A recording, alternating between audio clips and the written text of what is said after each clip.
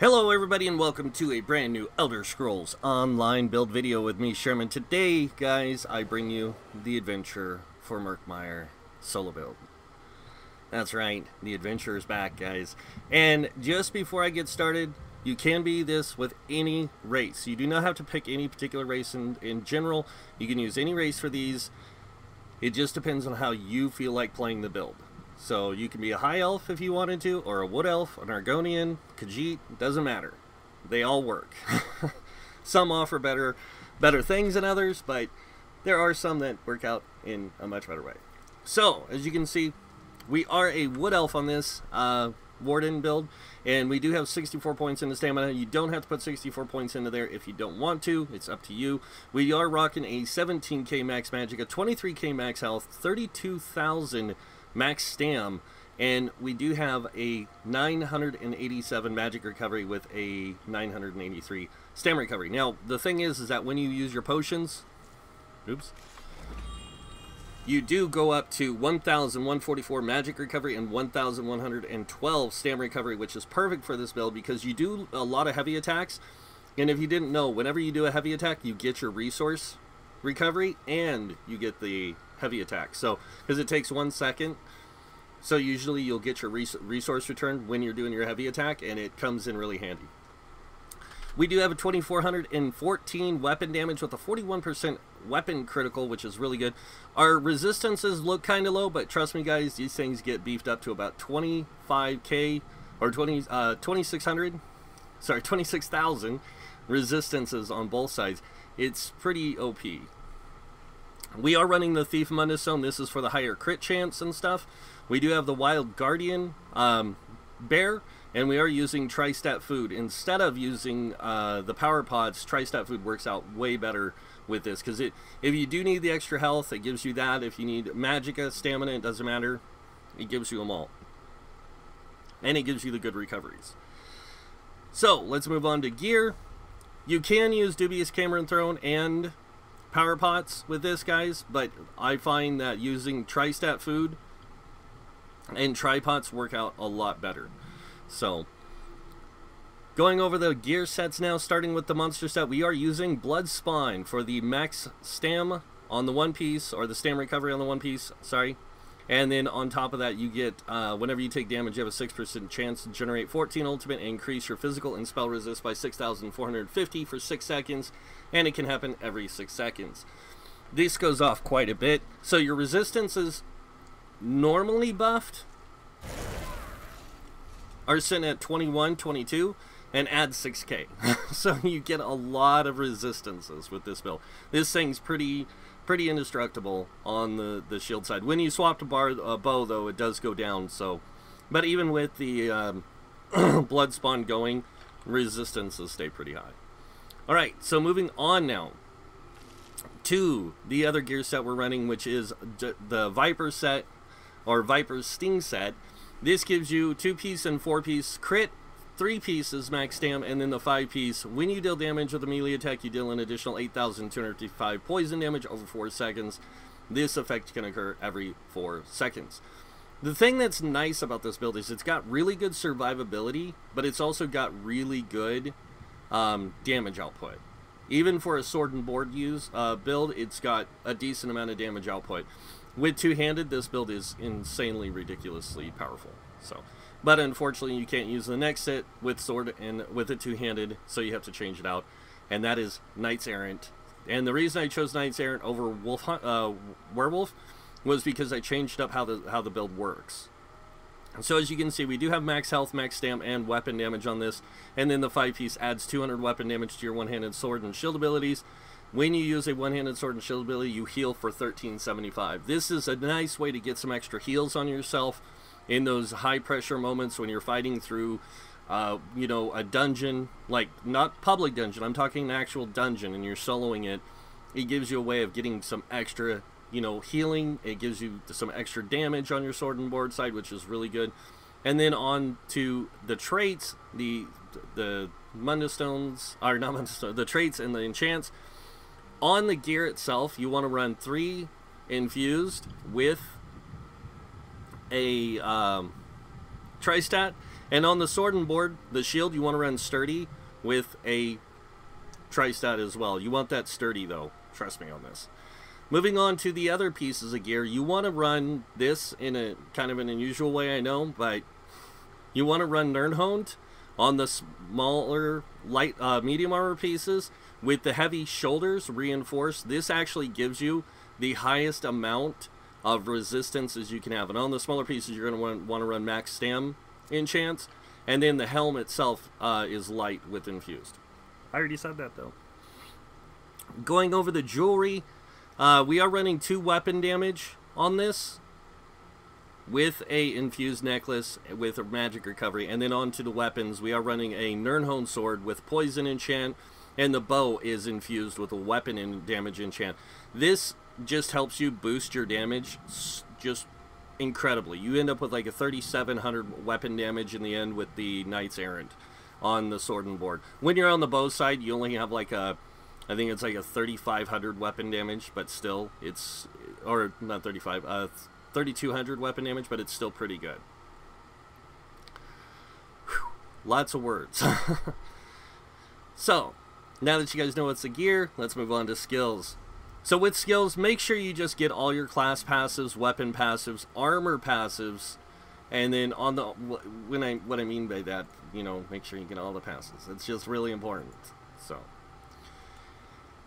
one-handed sword and shield passives, bow passives, and then on to the armor. Light armor, top 3, medium armor, all of them, and heavy armor, the top 3.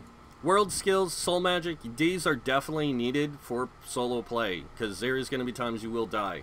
And when you're in a dungeon and you die, then you got to go all the way through again to get to the boss, you know. Fighter's Guild.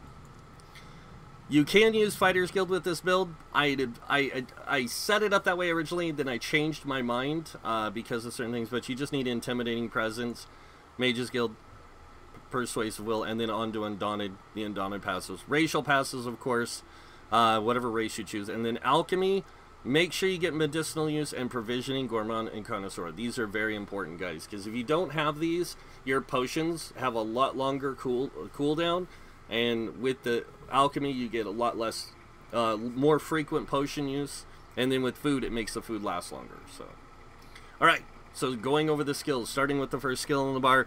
This is something somebody brought up to me and asked, why do you run this when you could just run this instead? Because we're not using any magic abilities and we're playing solo, so we don't need pierce armor. Ransack is actually far better for this build. It puts major fracture on the enemy, it gives you physical damage, and it gives you minor resolve, increasing your physical resistance by 1320.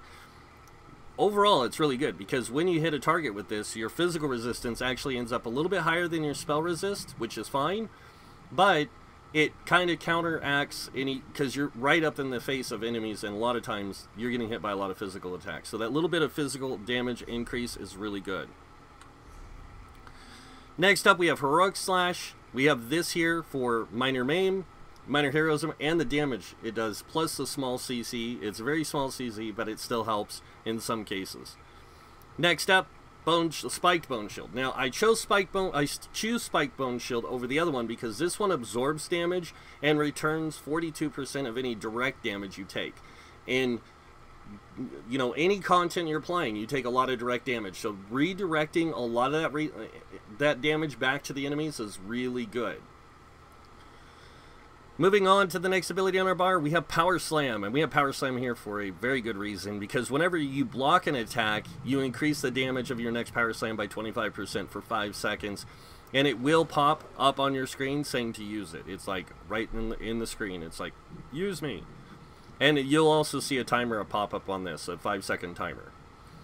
Next up, we have Polar Wind. Now, you can use the class's heal, the stamina heal, but I found Polar Wind to be better because it does affect the next ability on our bar. So this is a heal that heals you, and it heals a nearby ally for 16% of your max health. So it does heal your bear as well. And the bear ultimate in this update did get nerfed, but I do want to show you this. So we're going to pop our weapon thing here, and I want to say that with all of our weapon damage, this thing ends up with like a 15,000 physical damage on the ultimate. And we will be able to pop this thing like crazy. We have so much ultimate generation, it's not even funny. And this thing only costs 75 to fire off. It does a lot of damage, especially when enemies are below 25% health. Moving on to the back bar, we have Venom Arrow. Of course we do. It's the best thing for solo play. It does decent damage over time, and then when you hit an enemy that's casting an ability, you interrupt them and set them off balance and stun them for 3 seconds. Can't go wrong. But it's just one of those things. Like, if you see an enemy casting, use it. Next up, Endless Hail. Really good damage over time. Does go up a lot higher than this, guys. So it's really good to have. And then, last but not least here, for our damage abilities, we do have Subterranean Assault. I do have it on the back bar, and I know a lot of people are going to ask this, why not on the front bar? Because it will increase your damage output. Because we need polar winds on the front bar, because we're mostly on the front bar. We're only on the back bar to drop dots and Subterranean Assault. So you can swap bars pretty quick and drop sub if you need it again, but yeah. Next on our bar, we have Bullnetch. Bullnetch is our resource return. It also grants us Major Sorcery and Major Brutality. We have it here for the Major Brutality, mainly, and that resource return. Next, we do have Ice Fortress. Ice Fortress is an amazing buff. It gives you Major Ward, Major Resolve for 5,280 to your physical and spell resist for 24 seconds. It also grants you Minor Protection, and with this build, Minor Protection plays really well into it. And then, of course, we have the Bear Ultimate again.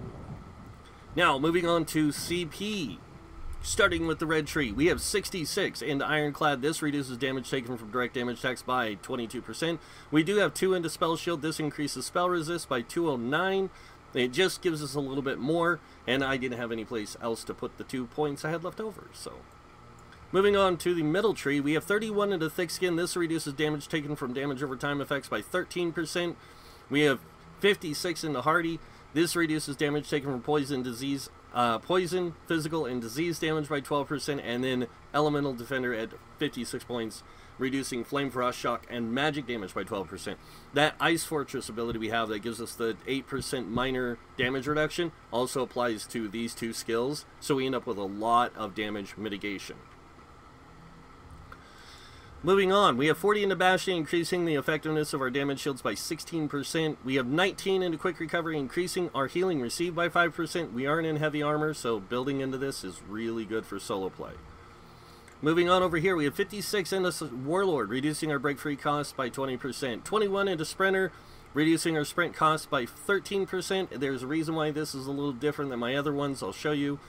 We are in medium armor, so we don't need that much reduced cost in sprint. And then we have 23 into Bashing Focus, reducing our bashing cost by 14%. Moving on over here, we have 43 into Arcanus, increasing our mag recovery by 10%. 43 into Tenacity, increasing our magic recovery and stamina. Or actually, it's our stamina from our fully charged heavy attacks return 10% more, which is really good. And then 28 into Tumbling. This is where those extra points went to reduce the dodge roll cost by 12%. Extra always works out. And then 56 into Shadow Ward, reducing our block cost by an additional 20%. Altogether, we have a 60% reduced cost in blocking, which is pretty good. Moving on over here, we have 43 into Blessed, increasing our healing done by 10%. We are using a heal, so we want it increased. And this is where things get a little different. 25 into Physical Weapon Expert. This increases our light and heavy attacks by 15%. 56 into Master at Arms, increasing our physical, or increasing our direct damage done by 20%. This includes our bear, by the way. So, moving on over here, 43 into Mighty. This increases physical poison disease damage by 10%. 40 into Thaumaturge, increasing physical damage done with damage over time effects by 16%. It's basically here for Endless Hail. And even that, it's really not that much of an increase. So, it would almost be better to put 10 into here, taking this up to 66, and put this up to 56, and then putting the rest into here. It would work out the same, so. But we do have 56 into Precise Strikes, increasing critical damage and critical healing done with stamina abilities by 20%. It's mainly for the physical damage, and it does work on our sword and board Not our sword and ward. Sorry, it works on our class heal if we use it, but since we're not, we're using Polar Winds, we don't need to worry. Polar Winds is a very powerful heal. The nice thing about Polar Winds is Polar Winds also applies to you and your bear. So it keeps you both healed up. Alright, so guys, you ready to see this thing in action? So we're going to go ahead and buff up real quick. Start with our Endless Hail. Drop our Bug.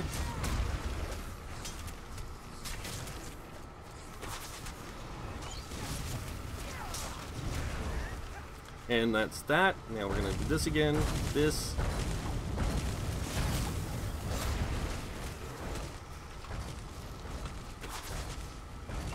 Oops.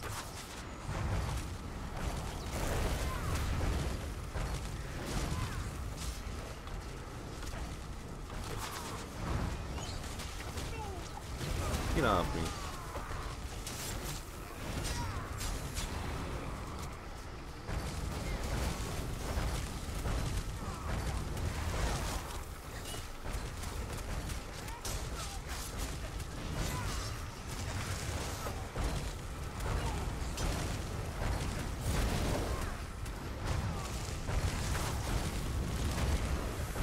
And like I said, you go up to really high resistances with that.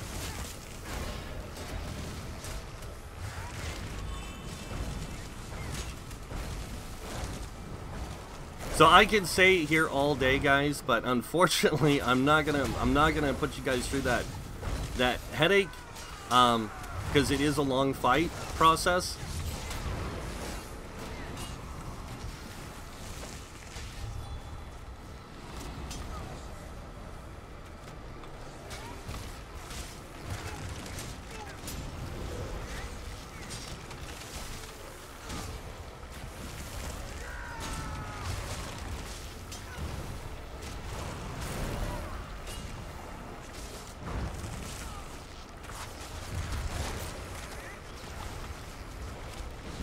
But yeah, so I can sit here, like I said, and fight this battle all it takes a lot longer with sword and board to kill things.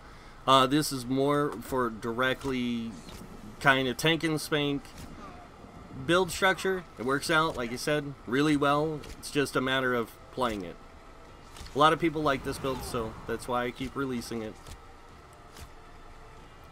And our bear died because of all the ground effect damage in Overland. It can be a real pain, especially on that fight right there.